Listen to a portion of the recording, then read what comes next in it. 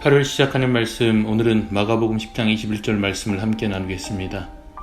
예수께서 그를 보시고 사랑하사 이르시되 내게 아직도 한 가지 부족한 것이 있으니 가서 내게 있는 것을 다 팔아 가난한 자에게 주라. 그리하면 하늘에서 보화가 내게 있으리라. 그리고 와서 나를 따르라 하시니, 여기서 나를 따르라는 말씀은 예수님의 제자가 되고 이제 그와 함께 복음을 위한 사역을 하자는 예수님의 초청입니다. 또한 이 초청은 영생에 대한 초청입니다. 그리고 그동안 부자 청년이 가지고 있던 근본적인 질문에 대한 실제적인 답입니다. 그런데 부자 청년은 예수님의 초청을 거부했습니다.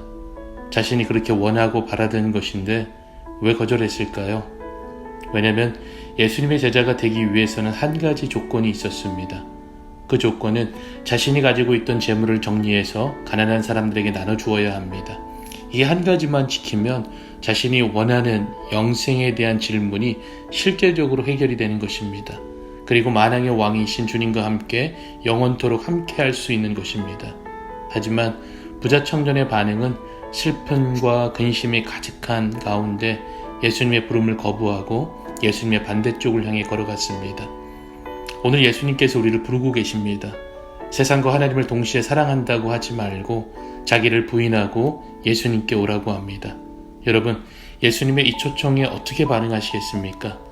자기를 부인하기 위해서는 나의 재물 같은 것은 당연히 포기해야 하는 것입니다. 재물은 원래 나의 것이 아니고 하나님이 주신 것입니다. 이것도 포기하지 못하는데 어떻게 자기를 부인할 수 있겠습니까? 자기를 부인하지 못하면 예수님의 제자가 될 수가 없습니다. 결국 영생을 얻을 수 없는 것입니다. 예수님은 한 사람이 두 주인을 섬기지 못한다고 하셨습니다. 우리는 하나님과 재물을, 그리고 하나님과 나의 것들을, 하나님과 세상을 동시에 사랑할 수 없습니다. 우리는 어떻습니까? 하늘의 보화를 바라보며 살아가고 있습니까?